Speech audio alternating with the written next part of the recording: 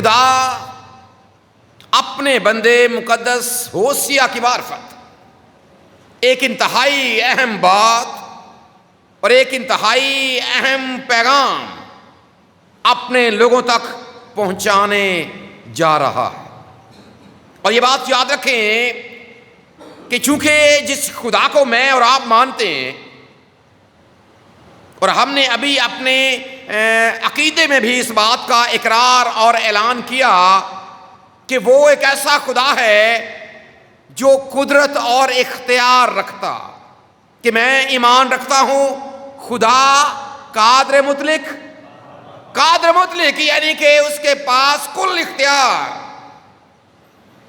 اور کل اختیار رکھنے سے مراد یہ ہے کہ وہ کوئی بھی کام کسی بھی طرح سے اور اپنے طریقے کے ساتھ کرنے کی قدرت اور اختیار رکھتا۔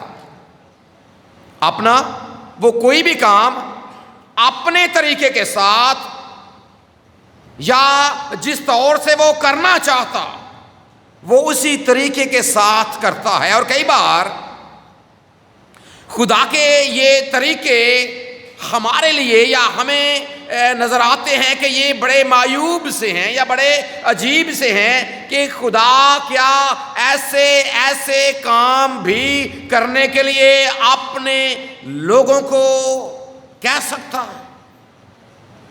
اور یہ وہ بنیادی سا سوال ہے جو آج کی یقیناً ایک آیت مقدسہ جو دوسری آیت ہے مقدس ہوسیہ کی معرفت، لکھا گیا خدا کا پاک کلام، اور اس کی دوسری آیت کو پڑھ کر نہ صرف ہمارے ذہن میں بلکہ جو بھی پڑھتا ہے اس کے ذہن میں آتی، خدا قادر مطلق ہے، اور نہ صرف وہ قادر مطلق ہے بلکہ وہ پاک ہے، اور وہ جب اپنے کسی بندے اپنے نبی کی معرفت اپنا پیغام دوسروں تک پہنچانا چاہتا ہے اور وہ کہتا کہ وہ کوئی ایکٹ کر کے یا کوئی عمل کر کے دکھائے، تو کیا خدا کوئی ایسا عمل کرنے کے لیے کہے گا جو انسانی نظر میں معیوب؟ اور جب آپ ان حالات کی طرف جاتے ہیں، مقدس ہوسیہ کے پیغام یا اس کی کتاب کی آپ اس کو پڑھتے ہیں یا اس کو سنتے ہیں یا جب آپ اس پر غور کرتے ہیں، اور ابھی پہلی آیات میں یہ بات ہمارے سامنے آ گئی ہے کہ خدا نے اپنے بندے ہوسیہ کی معرفت کن ایام میں یا تاریخ کے کس حصے میں کلام کیا، اور ہمیں اس بات کا بھی پتہ ہے کہ اسی طرح سلسلہ وار کتابوں میں آگے بڑھتے ہوئے ہم نے تو اسرائیلی جو تاریخ تھی اس کو ہم نے ختم کر لیا تھا، اور بات پھر وہی آ گئی ہے کہ جس ترتیب میں کتاب مقدس کی یہ کتابیں موجود ہیں اصل میں یہ تاریخی اعتبار سے نہیں ہے۔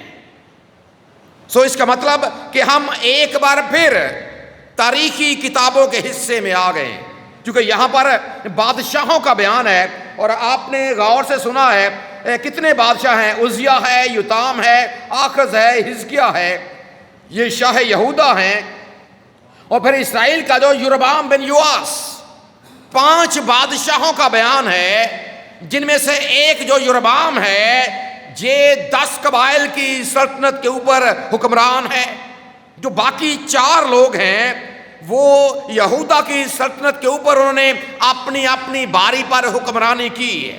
ان کے ایام میں خدا نے اپنا پاک کلام اپنے بندے مقدس ہوسیہ کے سپرد کیا، اور ایک خاص مقصد کو لے کر، ایک خاص پیغام کو لے کر خدا اپنے لوگوں تک اپنے بندے کو پہنچانا چاہتا ہے، اور سب سے پہلا کام ہی خدا نے ایک ایسا کر دیا یا ایک بات ایسی کر دی یا ایک ایسا عمل کر دیا جو بطور انسان ہمارے لیے قبول کرنا اتنا آسان نہیں ہے، لیکن یاد رکھیں جب ہم بطور ایماندار انہی باتوں پر غور کرتے ہیں، اسی کام پر غور کرتے ہیں، تو پھر ہم یہ سمجھ جاتے ہیں کہ وہ قادر مطلق خدا ہے، اور اس کا انسانوں تک اپنا پیغام پہنچانے کا ایک اپنا ہی طریقہ۔ اب یہاں پر ہوا کیا ہے، جب خداوند نے شروع میں ہوسیہ کی معرفت کلام کیا تو اس کو فرمایا کہ جا ایک کیا کر، بدکار بیوی اور بدکاری کی اولاد. اگر اس بات پر غور کیا جائے کہ خدا نے ایسا کیوں کہا، خدا نے اپنا پاک پیغام لوگوں تک پہنچانے کے لیے آپ نے جس بندے کو استعمال کرنا ہے، خدا ایک ایسا کام کرنے کے لیے کہ تو جا اور ایک ایسی عورت سے بیاہ کر، ایک ایسی عورت سے شادی کر جس کا کردار معاشرے کی نظر میں انتہائی گھناؤنا، بدکار.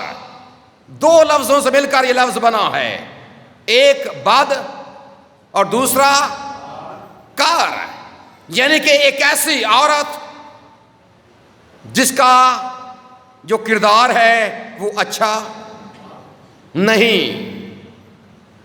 اور صرف یہی نہیں ہے، لفظ یہاں پر بدکار استعمال ہوا، اس کا مطلب یہ ہے کہ وہ ایک ایسی عورت ہے، اگر انسان بن کر سوچا جائے تو کوئی بھی شخص، ہاں جانے انجانے میں اگر ایسا ہو جائے یہ ایک بالکل الگ میٹر ہے، یہ ایک بالکل الگ بات ہے، لیکن جان بوجھ کر کوئی بھی ایسا نہیں کرے گا. کہ کرے گا کوئی؟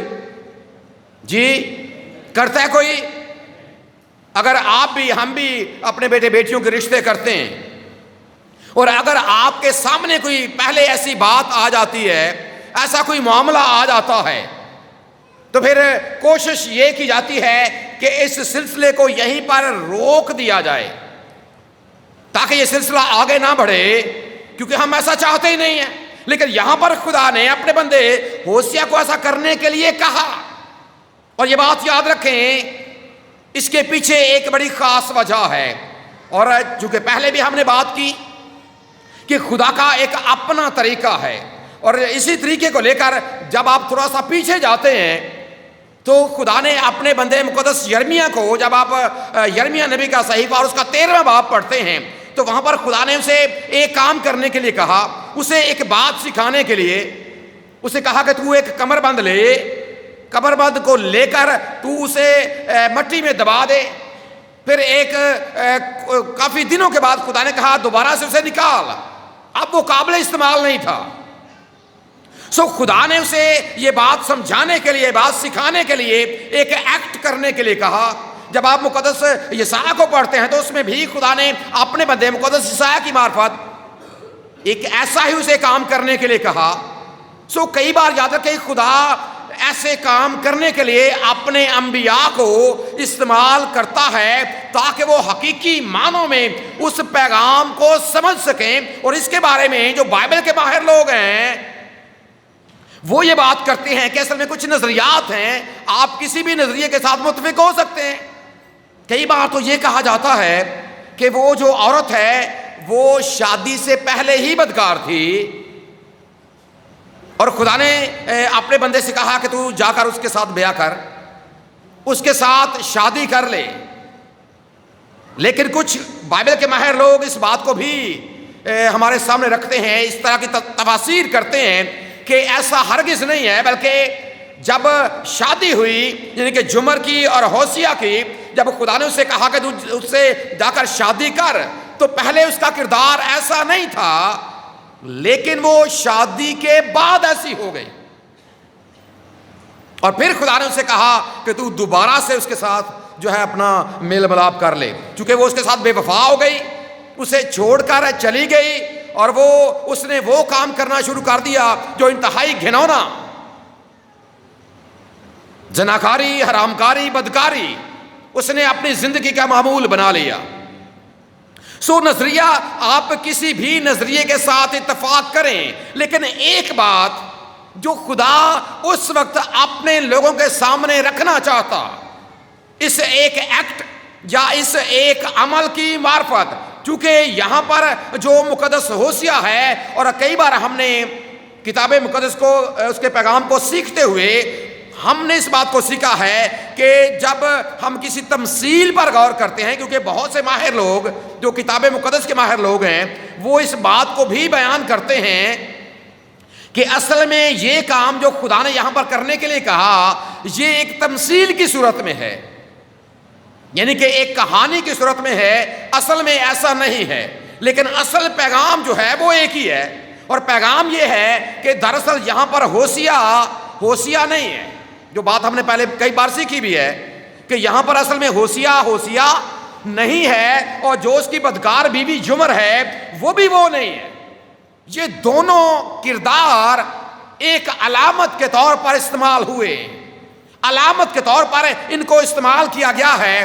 اب جو یہاں پر ہوسیا ہے وہ اصل میں خدا کے کردار کو نبھا رہا، اسے اس فلم میں یا اس ڈرامے میں یا اس تمثیل میں وہ خدا کا کردار نبھاتا ہوا نظر آتا ہے، اور جو اس کی بیوی جمر ہے وہ اسرائیل کے کردار کو بحیثیت قوم کے وہ اس کے کردار کو نبھاتی ہوئی نظر آتی، اور خدا اصل میں اس پیغام کو اپنے لوگوں تک پہنچانا چاہتا ہے کہ چونکہ میرا تمہارے ساتھ ایک خاص تعلق ہے، تمہارے ساتھ ایک واسطہ ہے، میرا تمہارے ساتھ ایک خاص رشتہ ہے۔ اور یاد رکھیں جب آپ خروج کی کتاب کو پڑھتے ہیں، بحیثیت قوم کو جب خدا نے انہیں ملک مصر کی غلامی سے آزاد کیا تو خدا نے ان کے ساتھ اپنا ایک انتہائی قریبی تعلق قائم کیا، اپنا عہد ان کے ساتھ باندھا، اور 10 احکام کے بارے میں بھی یہ بات کی جاتی ہے کہ جو دراصل 10 احکام ہیں یہ بالکل ایسے ہی ہیں جیسے ایک دلہا اپنی دلہن کے ساتھ عہد و پیمان کر رہا، کیونکہ آپ کو یہ پتا ہے شادی کے موقع پر جو ایک دلہا ہے اور ایک دلہن ہے وہ خدا کی حضوری میں عہد و پیمان کرتے ہیں، اور جب دونوں طرف سے سگنیچر ہو جاتے ہیں تو پھر اس کا مطلب ہے کہ وہ عہد یا عقد آپس میں بندھ جاتا، اور بالکل ایسا ہی ہے، خدا نے ایسا ہی کیا، لیکن اس معاملے میں خدا احکامات دینے والا ہے، اور آگے جو اس کی قوم ہے اس نے جب ہاں کر دی کہ ہاں خدا جیسے تو کہہ رہا ہے ہم بالکل ویسے ہی کریں گے، سو یہ عہد بن گیا۔ سو خدا یہاں پر اسی عہد کی بات کر رہا ہے، بالکل ایسے خدا اپنے بندے سے کہتا ہے کہ تو اس عورت کے ساتھ بیعہ کر، بالکل ایسے ہی جیسے میں نے اپنی قوم کے ساتھ۔ اور یہ بات بھی یاد رکھیں، ہم نے پہلے بھی اس بات پر غور کیا ہے کہ خدا کا جو محبت کرنے کا انداز ہے یہ بھی کتاب مقدس میں مختلف کرداروں کے ذریعے سے واضح کیا گیا ہے۔ کبھی وہ کہتا ہے کہ اسرائیل میرا بچہ بلکہ میرا پہلوٹا ہے، یعنی کہ وہ باپ بن کر بھی پیار کرتا ہے۔ اس کے ساتھ اگر آپ مزید آگے بڑھیں تو خدا بادشاہ بن کر، آپ مزید آگے بڑھیں تو خدا شوہر بن کر، چونکہ جب آپ 54 باب پڑھتے ہیں مقدس یسایہ کا یا خاص طور پر ہوسیہ نبی کا صحیفہ، تو خدا ایک شوہر کے طور پر کہتا ہے کہ جس طرح ایک شوہر نے اپنی بیوی کے ساتھ وہ عہد کرتا ہے کہ میں تیری حفاظت کروں گا، میں تیرے ساتھ رہوں گا، بالکل اسی طرح میں نے اپنی قوم کے ساتھ جو اسرائیلی قوم ہے میں نے اس کے ساتھ یہ عہد کیا ہے کہ میں اس کے ساتھ ساتھ رہوں گا۔ اور یہاں پر خدا اسی عہد کو یاد کروا رہا، لیکن اس کے لیے ایک خاص وجہ ہے، چونکہ یہاں پر جس کردار کو چنا گیا وہ کردار ایک پاکیزہ کردار نہیں ہے کہ چلیں شادی سے پہلے، اگر ہم اس بات کی طرف بھی آئیں کہ شادی سے پہلے معاملات بالکل درست تھے، لیکن ہوا کیا، ایک وقت ایسا آیا کہ یہ جو ہوسیہ کی بیوی ہے جمر، اس نے اس کو چھوڑ دیا، اور چھوڑ کر ایک ایسا کام شروع کر دیا جسے بدکاری کہا جاتا ہے، اور یہ بھی اس کے بارے میں کہا جاتا ہے کہ اصل میں یہ کسبی بن گئی۔ کیا بن گئی جی؟ کسبی بن گئی۔ کیا بن گئی؟ اور کسبی اصل میں ایک ایسا کردار ہے جو کتاب مقدس میں درج ہے، اور اصل میں یہ وہ کردار ہے جو مندروں میں جو اس وقت بت خانے ہوتے تھے اور بال دیوتا استارات دیوی جو ان کے مندر میں ہوتے تھے، ان میں جو خواتین اور مرد وہاں پر کام کرتے تھے، یا انہوں نے اپنے آپ کو پیش کر دیا ہوتا تھا کہ جی اب ہم اسی مندر میں خدمت کریں گے، ہم اب اپنے دیوتا کی خدمت کریں گے، وہ اپنے آپ کو وہاں پر پیش کر دیتے تھے، اور جو وہاں پر پوجا کرنے کے لیے لوگ آتے تھے وہ پھر ان کے ساتھ ناجائز تعلقات قائم کرتے تھے۔ سو اس نے ہوشیہ کو چھوڑ کر یہ طریقہ کار اپنا لیا۔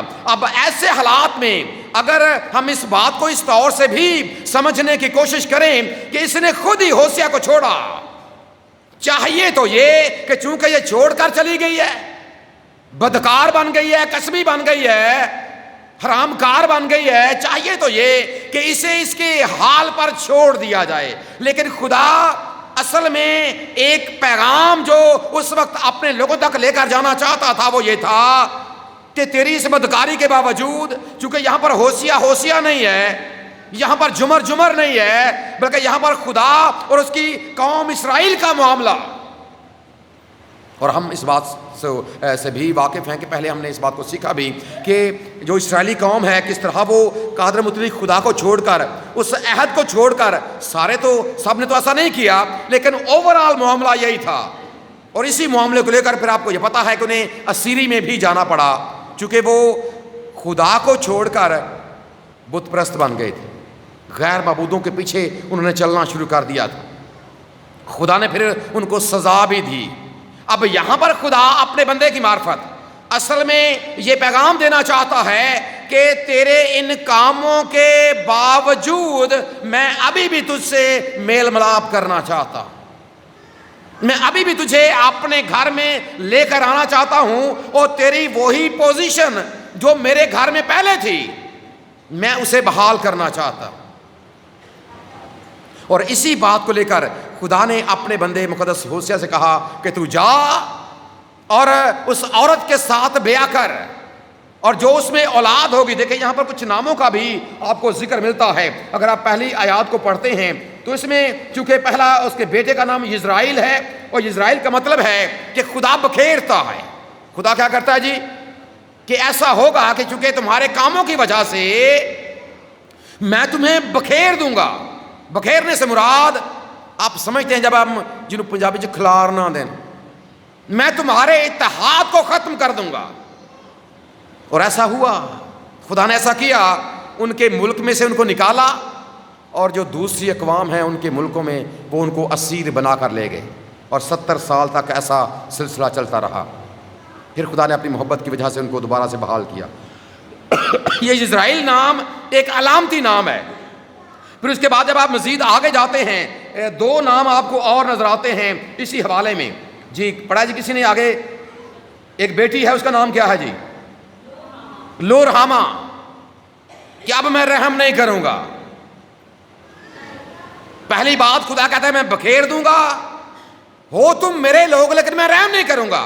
یہ علامتی نام ہے جو اس کے بچوں کو دیے گئے ہیں۔ بیٹے کا نام اسرائیل ہے، خدا کہتا ہے کہ میں تمہیں پراگندہ کر دوں گا دوسری اقوام میں، پھر بیٹی کی معرفت کہ میں تم پر رحم نہیں کروں گا۔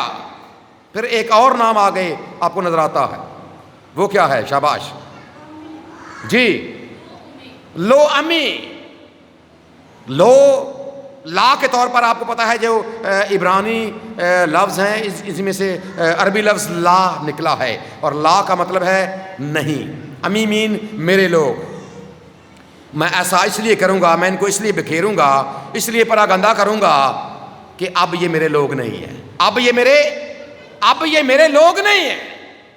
سو خدا نے نہ صرف اسے ایسا کرنے کے لیے کہا بلکہ اس کے ساتھ جو اولاد اس میں سے ہوئی ہے علامتی نام ان کو دیے گئے ہیں، تاکہ اب لوگ اس بات کو جانیں اور پہچانیں کہ ان کا خدا ان کے ساتھ کیا کرنے جا رہا ہے۔ لیکن جب خدا نے دوبارہ سے اس کے ساتھ بیعہ کرنے کا خدا نے حکم دیا تو اس کا مطلب یہ ہے کہ خدا دوبارہ سے اپنی قوم کو بحال دیکھنا چاہتا ہے، بحال کرنا چاہتا اتنے گناہوں کے باوجود۔ اور جب خدا نے اس سے کہا، یاد رکھیں یہ اس وقت اتنا آسان نہیں تھا کہ ایسا دوبارہ سے ہو جائے، اس کی قیمت چکانی پڑتی تھی۔ اگر آپ تیسرا باب نکالیں، ذرا نکالیں جی تیسرا باب، اور تیسرے باب کی آپ دوسری آیت، آپ میں سے کوئی بھی ہوشیہ تیسرا باب اور اس کی دوسری آیت کوئی بھی آپ میں سے پڑھ دیجیے۔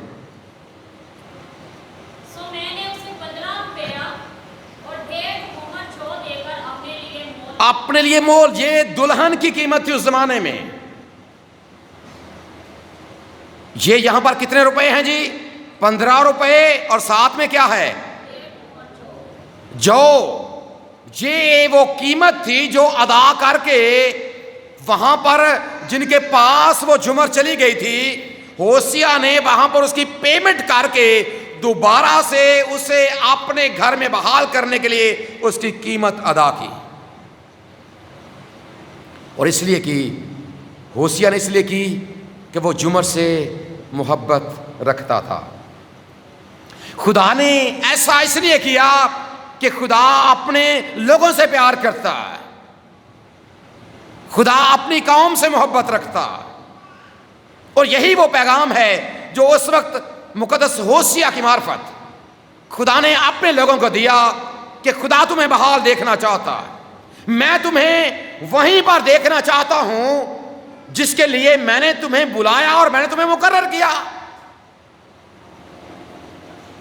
آج کا یہ پیغام یا مقدس ہوسیا، جب آپ اس کے سارے صحیفے کو پڑھتے ہیں تو یہ آج میرے اور آپ کے لیے پیغام کیا ہے؟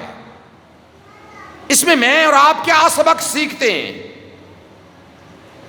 کیا سبق ہے آج کے مسیحی کے لیے؟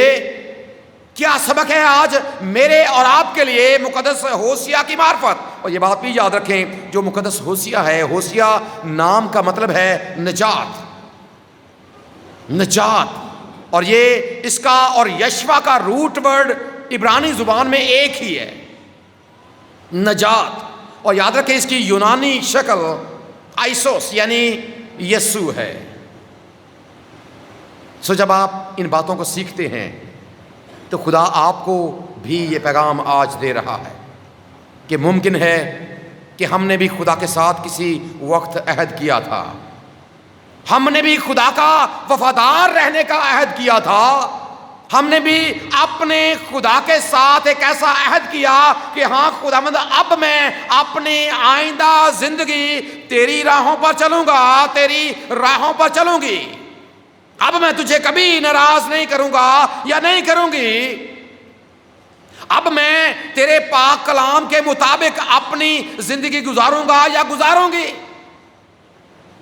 لیکن زندگی کے کسی موقع پر، زندگی کے کسی موڑ پر ممکن ہے ہم میں سے بھی کسی نے جمر جیسی بے وفائی کر دی ہو.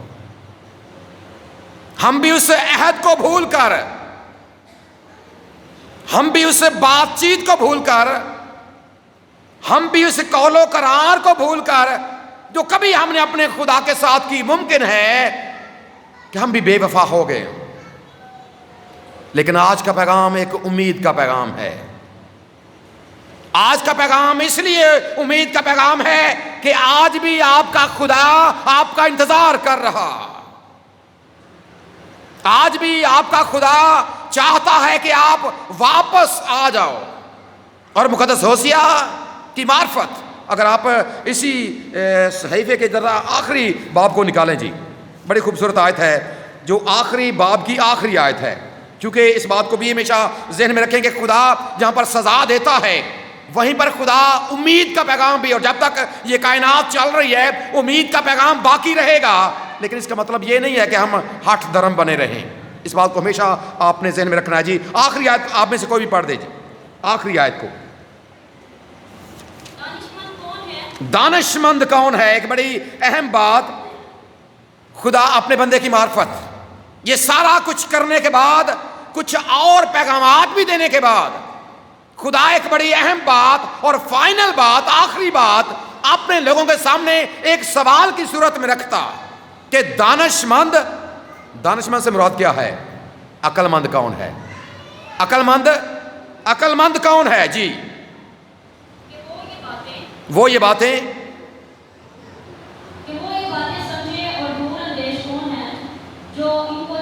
پہلی بات دانش مند کون ہے، دوسری بات دور اندیش. دور اندیش سے مراد یہ ہے، کوئی بتا سکتا ہے دور اندیش کیا ہوتا ہے؟ دو لفظوں سے مل کر بنا ہے، دور اور اندیش. بتا سکتا ہے کوئی پڑھے لکھے بچے ہیں؟ دور اندیش کیا ہوتا ہے؟ شاباش. کالج لیول میں کتنے بچے ہیں؟ شاباش جی. دور کی سوچ رکھنا یا بہت دور سے دیکھ لینا، اور یہ بھی دور اندیش، دور کی بات کو دیکھ لینا، یا اپنے آنے والے مستقبل کے بارے میں سوچنا۔ اور یاد رکھے دانش مند وہ ہے جو ہمیشہ اپنے مستقبل پر نظر کرتا ہے، ماضی کی کوئی بات نہیں ہے۔ اور خدا آج آپ کے مقدس ہوشیہ کی معرفت آپ تک بھی یہ پیغام پہنچا رہا ہے کہ دانش مند وہ ہے، عقل مند وہ ہے، سمجھ بوجھ رکھنے والا وہ بندہ ہے جو اپنے مستقبل کو، یاد رکھے اگر آپ ماضی میں گرے رہیں گے، ماضی کبھی تبدیل نہیں ہوتا، ماضی کبھی، اور یہ ہمارے بس کی بات بھی نہیں ہے کہ ہم اپنے ماضی کو تبدیل کر لیں، لیکن آپ کے بس میں یہ ضرور ہے کہ آپ کیا کریں، آپ اپنے آنے والے کل کے بارے میں۔ اور خدا یہ بات پہنچا رہا ہے، دیکھیں اگر جمر کی بات کریں، جمر کے سامنے بھی یہی معاملہ ہے کہ وہ اپنا ماضی، اس کی بے وفائی، اس کی بد کرداری، اس کے سارے حالات، اس کے سارے معاملات، اس کا قسمی کے طور پر چلے جانا، خدا بحالی کا موقع دے رہا ہے۔ لیکن دانش مند وہ ہے جو پچھلی باتوں کو چھوڑ کر اب آئندہ کے بارے میں دور اندیش دیکھ رہا ہے کہ میرا مستقبل کیا ہونے جا رہا ہے۔ جی بیٹا، کیونکہ خداوند کی راہیں راست ہیں، خداوند کی راہیں راست ہیں، جی، صادق کن میں چلیں گے؟ خدا کی راہوں میں۔ صادق کن میں چلیں گے؟ دانش مند وہ ہے جو خدا کی راہوں پر چلتا ہے۔ ہم اپنی راہوں کو ڈھونڈیں، جانچیں اور خداوند کی طرف پھریں۔ دانش مند وہ ہے جو خدا کی راہ پر چلتا ہے۔ لیکن آگے کیا ہے؟ ایک اور بات بھی ہے، خطا کار کیا کریں گے؟ اگر کیا آپ گرے رہنا چاہتے ہیں؟ آج ذرا اس بات پر غور کریں، آج ذرا ضرور اپنے بارے میں سوچیں۔ اور یہاں پر جب مقدس ہوشیہ نے دوبارہ سے قیمت دے کر اپنی بیوی کو خرید لیا تاکہ وہ ایک کسبی نہ رہے، وہ ایک بدکار نہ رہے، اس کا یہ کلنک اس کے ماتھے سے صاف ہو جائے کہ یہ اس کا ماضی تھا، لیکن اب یہ دوبارہ سے ایک بیوی کے عہدے پر، ایک باعزت عہدے پر بحال ہو چکی ہے۔ خدا نے اسرائیل کے بارے میں یہ سوچا کہ اسرائیلی قوم اب بدکار نہ رہے، یہ بت پرست نہ رہے، یہ میرے لوگ کے طور پر بحال ہو جائیں۔ اور یہاں پر جب آپ مزید آگے بڑھتے ہیں نا تو آپ کو دو نام اور بچوں کے نظر آتے ہیں۔ ایک ہوتا ہے روحامہ، جو اکثر ہم اپنی بیٹیوں کا نام بھی رکھتے ہیں۔ روحامہ ہے جی ہمارے ادھر کوئی کسی بیٹی کا نام؟ روحامہ، روحامہ کا مطلب ہے اب میں رحم کروں گا۔ اور آگے ایک بیٹے کا نام، پھر خدا نے ایک بیٹا بھی دیا اور اس کا نام اس نے امی رکھا، اور امی کا مطلب ہے عین میم چھوٹی یہ، میرے لوگ۔ خدا نے کہا اب میں رحم بھی کروں گا اور اب تم میرے لوگ بھی ہوگے۔ لیکن اس کے لیے خدا نے، ہوشیہ نے کیا کیا؟ اپنی بیوی کے لیے قیمت ادا کی۔ اور آپ یہ جانتے ہیں کہ جب اگر خدا آپ کو بھی بحال دیکھنا چاہتا ہے تو خدا نے آپ کی بھی قیمت ادا کی ہے۔ آپ کی قیمت پتہ کس طرح ادا کی گئی ہے؟ اپنے بیٹے کے قربانی کے ذریعے سے۔ یہاں پر روپے پیسے سے کام چل گیا ہے، لیکن خدا نے آپ کو خریدا ہے اپنے اکلوتے بیٹے کا لہو جو کلوری کے مقام کے اوپر بہایا گیا، تاکہ آپ جب واپس آئیں، جس طرح یہ جمر ایک بیوی کے طور پر بحال ہو گئی، اسرائیلی قوم ایک قوم کے طور پر بحال ہو گئی، اور آج خدا یہ چاہتا ہے کہ اگر آپ میں سے بھی کوئی یہ چاہتا ہے، دونوں راستے آپ کے سامنے ہیں، ایک صادقوں کا راستہ ہے، ایک بدکاروں کا راستہ ہے، ایک خدا کے لوگوں کا راستہ ہے، ایک شیطان کے لوگوں کا راستہ ہے، چوائس آپ کی ہے۔ لیکن اگر آپ خدا کی راہ کا انتخاب کرتے ہیں تو آپ اصل میں یہ قبول کر لیتے ہیں کہ ہاں وہ قربانی جو کلوری کے مقام کے اوپر دی گئی، آپ یہ قبول کر لیتے ہیں کہ وہ لہو جو کلوری کے مقام کے اوپر بہایا گیا، آپ یہ اس بات کو قبول کر لیتے ہیں کہ آپ کے خداوند نے آپ کے لیے اپنی جان قربان کی ہے، اور اصل میں اس نے آپ کی قیمت ادا کر دی ہے۔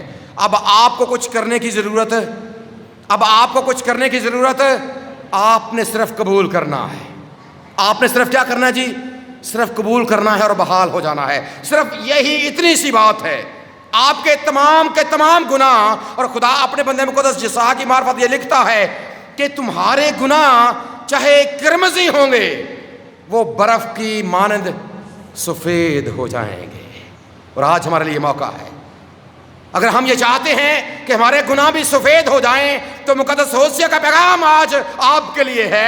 خدا اپنے بندے کی معرفت آج اپنا پیغام آپ کے سامنے رکھ رہا ہے کہ ماضی کو چھوڑیں، ماضی کو ایک طرف رکھیں، اپنے مستقبل کے بارے میں سوچیں، اور مستقبل کو دیکھتے ہوئے، مستقبل اصل میں ایک ایماندار کا ہے کیا؟ ہمیشہ کی زندگی۔ اور اگر آپ بدی کی راہوں پر چلتے رہیں گے محروم ہو جائیں گے، لیکن اگر آپ خدا کا راستہ اپناتے ہیں، اور خدا کا راستہ چرچ کے اوپر، یہ دیکھیں بلڈنگ میں جب آپ انٹر ہوتے ہیں ایک خوبصورت آیت آپ کا استقبال کرتی ہے، جو گیٹ کے اوپر ایک آیت خدا یسوع مسیح کی زبان مبارک کے الفاظ ہے، راہ اور حق اور زندگی، یہ مستقبل ہے آپ کا۔ لیکن شرط کیا ہے کہ آپ اس راہ کو اپنائیں، شرط کیا ہے آپ اسے قبول کریں، اور جب آپ یاد رکھیں اسے قبول کریں گے آپ پہلے جیسے مرضی تھے آپ بحال ہو جائیں گے۔ جمر بحال ہو گئی بیوی کے طور پر، اسرائیلی قوم بحال ہو گئی خدا کے لوگ ہونے کے ناطے سے، اور آپ بھی بحال ہو سکتے ہیں اس کے بیٹے اور اس کی بیٹیاں ہونے کے ناطے سے، لیکن شرط یہ ہے کہ خدا کے اس انتظام کو قبول کریں۔ اور اسی لیے تو خدا کے بندے مقدس یوحنا نے اس بات کو لکھ دیا اپنے انجیلی بیان کے 3 باب کی 16ویں آیت میں کہ خدا نے دنیا سے ایسی محبت رکھی کہ اس نے اپنا اکلوتا بیٹا بخش دیا تاکہ جو کوئی اس پر ایمان لائے وہ ہلاک نہ ہو بلکہ ہمیشہ کی زندگی پائے۔ ہمارا خدا اس پیغام کے وسیلے سے ہم سب کو برکت بخشے، آمین۔